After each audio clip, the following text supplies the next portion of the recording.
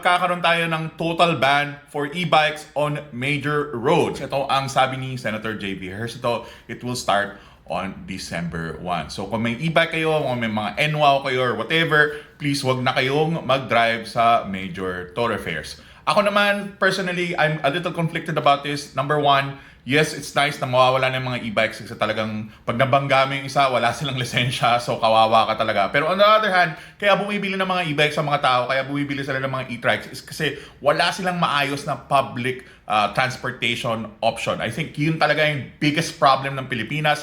Hindi talaga siya nasa-solve. Kailangan talaga natin may mas maayos na public transportation option para ang mga tao tumigil na bumili ng mga e-bikes na ganyan. Pero regardless, please don't drive on major roads and thoroughfares with your e-bikes. It is very dangerous. Lalo na ngayon, diretsong impound na ang mangyayari sa inyo. Wala nang usap-usap, kukunin lang nila yung bike nyo. Follow for more.